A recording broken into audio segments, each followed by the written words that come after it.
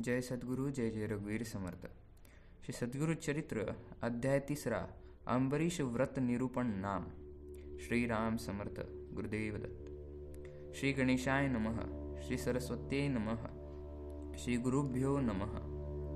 ओम श्री गणेशाय नमः. श्री सरस्वत्यै नमः. श्री गुरुभ्यो नमः. श्री कुलदेवताय नमः.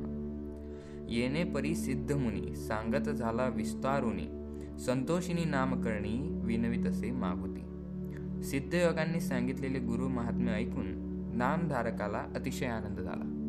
मागील अध्यायामध्ये सिद्ध मुनींनी सांगितलेली कथा आपण सर्वांनी ऐकलीच असणार. आता पुढे.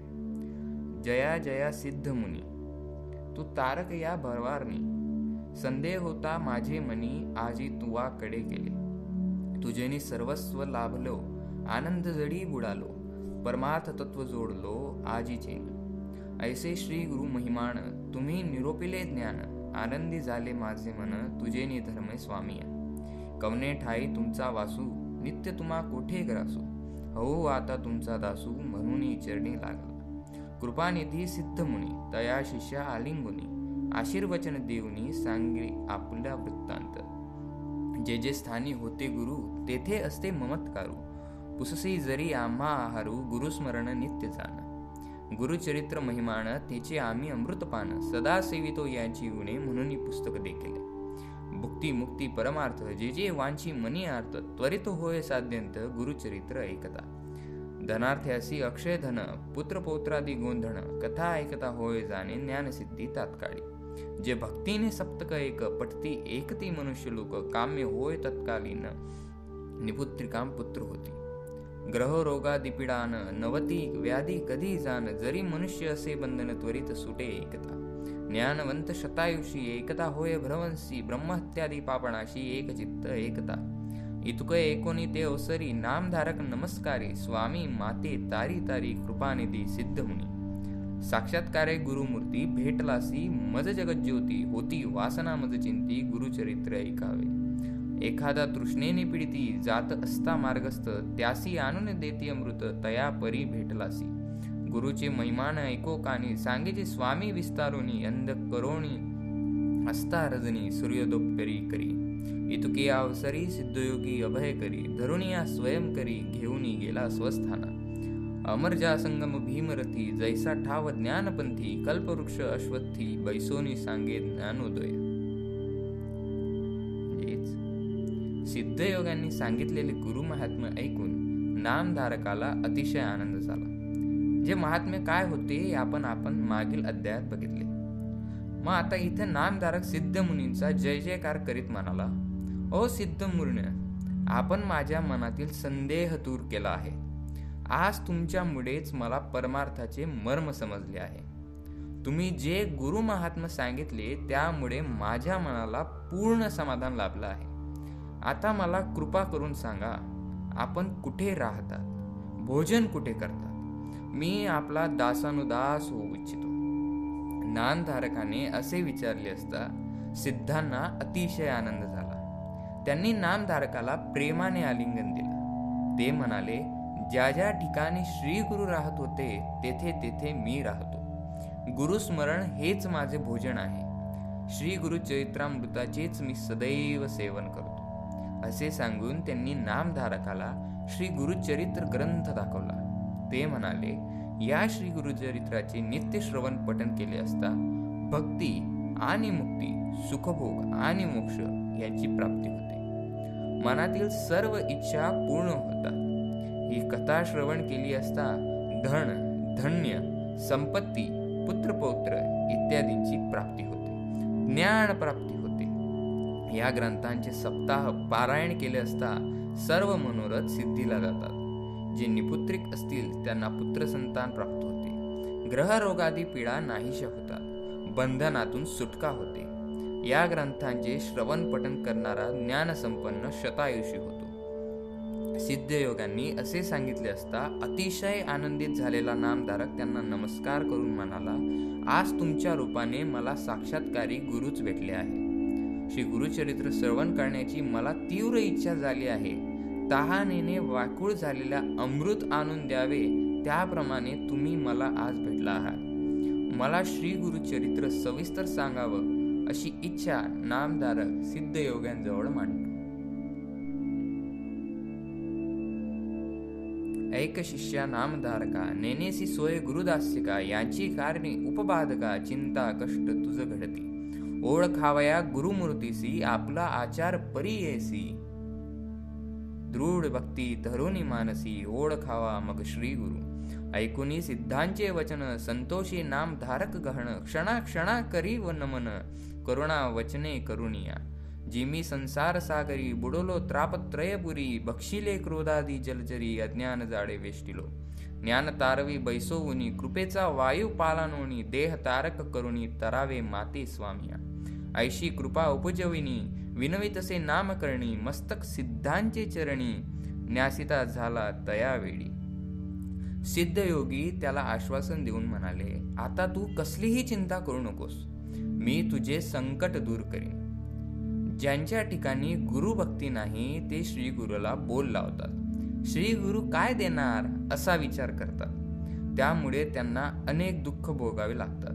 म्हणून तू सुद्धा संशय वृत्ती सोडून दे. श्री गुरूंवर दृढ श्रद्धा ठेव. श्री गुरु कृपेचा सागर आहेत. त्यांच्या देण्याला मर्यादाच नाहीत. ते तुझी उपेक्षा कधीही करणार नाही. श्री गुरु मेघदूतासारखे उदार आहेत. मेघ जलवृष्टी करतो, पण ते पाणी उथळ जागी सागत नाही. तसेच ते सखोल जागीच पाणी साठवून ठेवते. दृढ भक्ती ही सखोल जागेप्रमाणे असते. प्रसन्न झालेल्या श्री गुरूंनी मस्तकी वरद हस्त ठेवताच प्रपंच हा परमार्थ होतो. कल्पवृक्ष किंवा कामधेनू कल्पिले तेवढेच देते, पण श्री गुरु कल्पनेच्या पलीकडचेही देतात. म्हणून तू निसंदेह होऊन एकाग्र चित्ताने परमश्रद्धेने गुरुभक्ती कर. नामधारक म्हणाला, हे योगेश्वरा, आपण कामधेनू आहात, कृपासागर आहात. माझे मन आता स्वच्छ झाले आहे. आता श्री गुरुचरित्र ऐकण्याची मला ओढ लागली आहे. त्रैमूर्ती श्री गुरु मनुष्य योनीत अवतीर्ण झाले असे मी ऐकले होते. ते कशासाठी अवतीर्ण झाले होते ते मला तुम्ही सविस्तर सांगावे. ज्यासी नाही दृढ भक्ती, सदा दैन्य कष्टी. श्री गुरुवीर बोलता लावती, अविद्यामाया वेष्टुनिया. संशय धरुनी मानसी, श्री गुरु काय देईल मनसी. त्यागुणे हा भोग भोगसी, नाना चित्ते व्याकुळती. सांडुनिया संशय धरी निर्धार, गुरुमूर्ती देईल अपार. सहज गुरु कृपा सागर, तुझ नुपेक्षी सर्वथा. गुरुमूर्ती कृपा सिंधू, प्रख्यात असे वेदांत बंधू. तुझे अंत करणी वेदू, असे तयाचे चरणांवरी. तो दातार अखिलमही, जैसा मेधाचा गुण पाही. पर्जन्य पडतो सर्व ठाई, कृपा मूर्ती ऐसा असे. त्यातची पाही पात्रानुसार, सांगेन साक्षी एक तोर. सखोल भूमी उदक स्थिर, उन्नती उदक नाही जाण. दृढ भक्ती जैसी सखोल भूमी, दांभिक जाणावे उन्नत तुम्ही. याची कारणे मनोवाक्कर्मी, निश्चयावे श्री गुरुसी. म्हणून श्री गुरुसी उपमा, ऐसे कवनासी आहे महिमा. प्रपंच होय परब्रह्मा, हस्तक मस्तक करुनिया.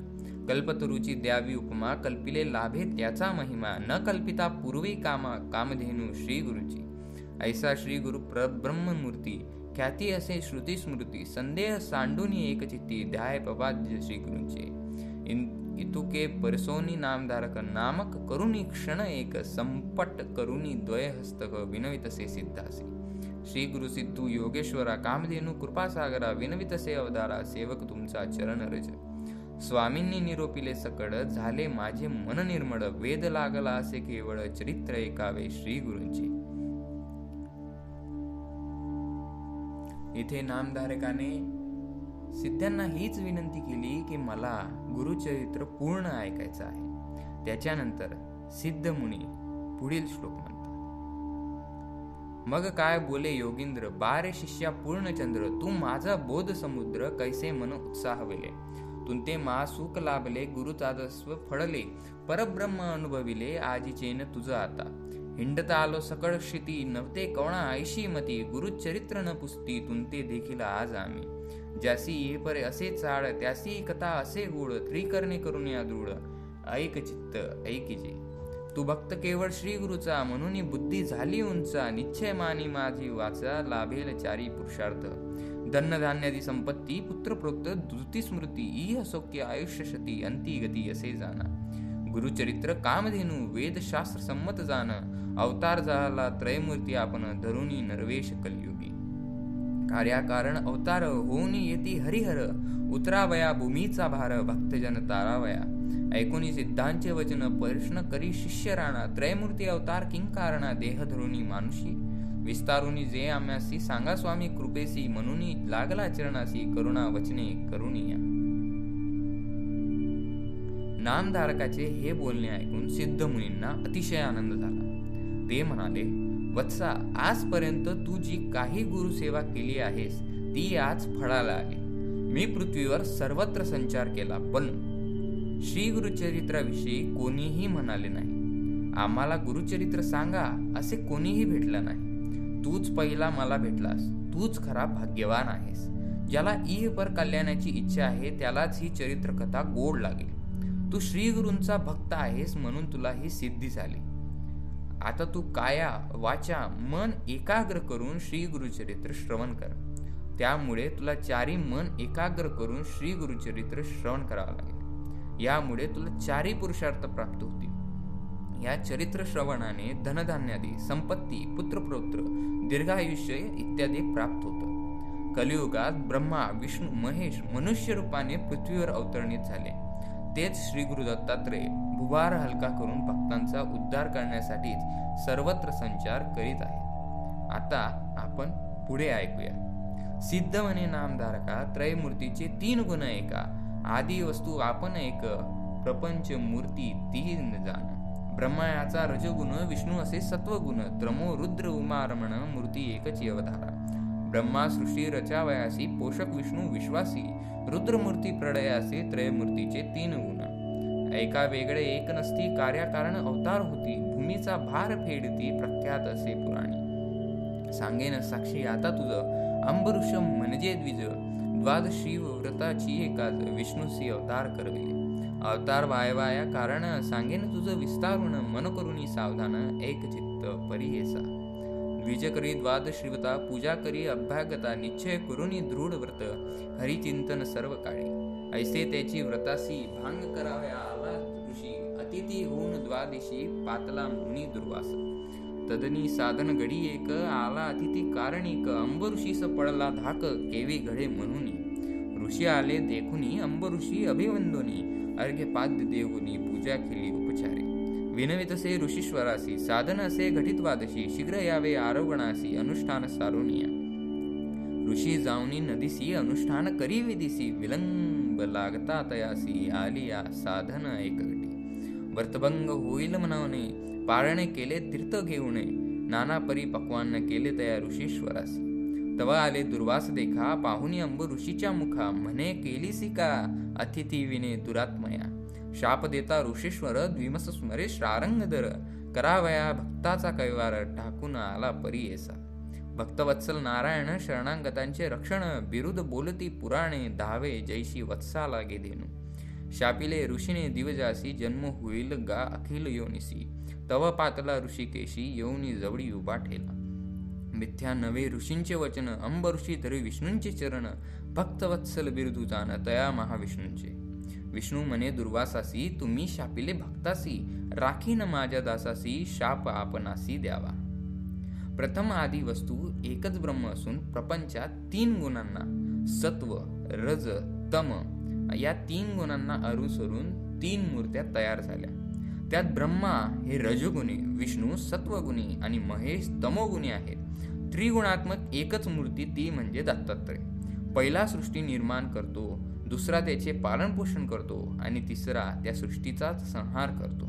हे 3 गुण अभिन्न आहेत. ही सृष्टी चालवणे या 3 तिघांचे कार्य आहेत. या अवतारांचे कार्य व अवतार घेण्याचे कार्य याविषयी पुराण कथा आहे, तीच मी तुला सांगतो. अंब ऋषींनी, त्यांना अंबरीश असे म्हणतात, द्वादशीच्या निमित्ताने विष्णूंना अवतार घ्यावयास लावा. ती कथा आता तू ऐक. अंबरीश ऋषींनी द्वादशी व्रत सुरू केले होते. ते नित्य अतिथी अभंगत्यात्म्याची पूजा करून सर्व काल हरिचिंतन करीत असत. त्यावेळी पारणे फेडण्याआधी कोणी अतिथी आला तर त्याच्या अगोदर भोजन द्यायचे व मग आपण द्वादशीचे भोजन करायचे अशी शास्त्राज्ञा आहे. अंबरीशींच्या व्रताची कीर्ती सर्वांना माहीत होती.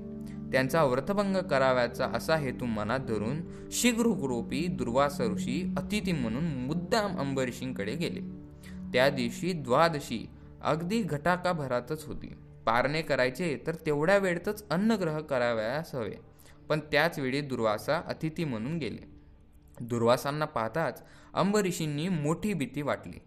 वेळ तर थोडाच होता, आता आपला व्रतभंग होणार या विचाराने ते अगदी अस्वस्थ झाले. तसाही परिस्थितीत अंबरीषींनी दुर्वासांचे स्वागत करून त्यांची पूजा केली. भोजनापूर्वी दुर्वासा स्नानसंध्यादी करण्यासाठी नदीवर गेले. लवकर परत या असे अवरीशांनी त्यांना सांगितले. इकडे द्वादशी तिथी संपण्याची वेळ आली. दुर्वासांचा पत्ताच नाही. शेवटी व्रतभंग होऊ नये म्हणून अविराशांनी केवळ एक आचमन करून पारण केले. अतिथीच्या जागेवर भोजनाचे पण वाढून ठेवले. थोड्याच वेळाने दुर्वासा ऋषी आले. त्यांना सगळा प्रकार समजला. अंबिराशांकडे रागाने पाहून म्हणाले, अरे दुरात्म्या, अतिथीचे भोजन करण्या अगोदरच तू भोजन केलेस? थांब, मी तुला शाप देतो. हे शब्द ऐकताच अंबरीशी घाबरले. त्यांनी अत्यंत कडवडून भगवान विष्णूंचे धाव घेतली. शीघ्र क्रोपी दुर्वासांच्या मुखातून शापवाणी बाहेर पडली. अरे दुरात्म्या, माझ्या आधी तू भोजन केलेस. माझा तू अक्षम्य अपराध केला आहेस. या अपराधाबद्दल तुला सर्व योनी जन्म घ्यावा लागेल. ही शापवाणी ऐकताच अंबरीश दुःखाने रडू लागले. त्या क्षणी भक्तवत्सल भगवान विष्णू प्रगट झाले. ते दुर्वासांना म्हणाले, मुनिवर्य, तुम्ही माझ्या भक्ताला शाप दिला, पण मी त्याचे रक्षण करणार. तो शाप आता मी स्वतः भोगेन असे विष्णूंनी बोध लावले. त्यानंतर दुर्वासा ज्ञानी ऋषीश्वर केवळ ईश्वर अवतार, फेडावया भूमीचा भार, कारण असे पुढे म्हणत. जानोनी ज्ञानी शिरोमणी म्हणे तप करीती युगे क्षोणी, भेटी न होय हरिचरणी भूमीवरी दुर्लक्ष. साप संबंधे अवतरुणी येईल लक्ष्मी घेऊणी, तरावया लागोनी भक्तजन समस्त. परोपकार संबंधेसी शाप द्यावा विष्णूसी, भूमीचा भार फेडावयासी, कारण असे म्हणून या. अशी विचारुणी मानुसी दुर्वासा म्हणे विष्णूसी, अवतरुणी भूमीसी, नाना स्थानी जन्मावे. प्रसिद्ध होसी वेड 10, उपर अवतार पूर्ण ब्रह्मा, सहज तू विश्वात्मा, स्थूळ सूक्ष्मी तुची वससी. ऐसा कार्य कारण शाप अंगीकारी जगाचा बाप, दुष्टांवरी असे कोप, सुष्टा प्रति पाळवयाचा. दुर्वासा हे परमज्ञानी होते. ते ईश्वराचाच अवतार होते. क्रोधी होते तरी ते उपकारी होते.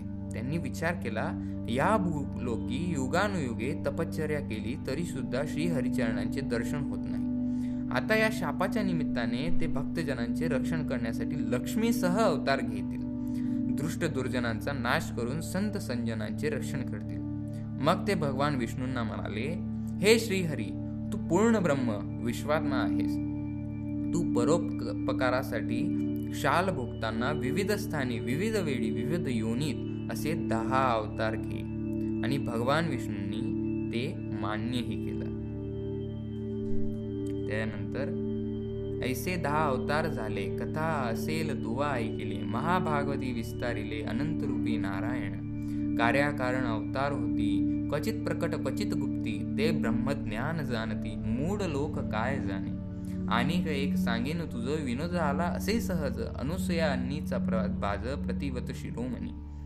तिचे घरी जन्म जाहले, त्रयमूर्ती अवतरले, कपट वेश धरुणी आले, पुत्र जाहले तियेची. नामधारक पुसे सिद्धासी, विनोद कथा निरोपिलीसी, देव येती कपटवेशी, पुत्र जाहले कवने परी. अन्य ऋषी पूर्वी कवन, कवनापासून उत्पन्न, मूळ पुरुष तो कवन, विस्तारुनी सांग मज. म्हणे सरस्वती गंगाधर, पुढील कथेचा विस्तार ऐकता होय मनोहर, सकलाभिष्टे साधती. इति श्री गुरुचरित्रामृते परमकथा कल्पतरो श्री नरसिंह सरस्वत सिद्ध नामधारक संवादे अम्बरीश व्रत निरूपण नाम तृतीयोध्याय.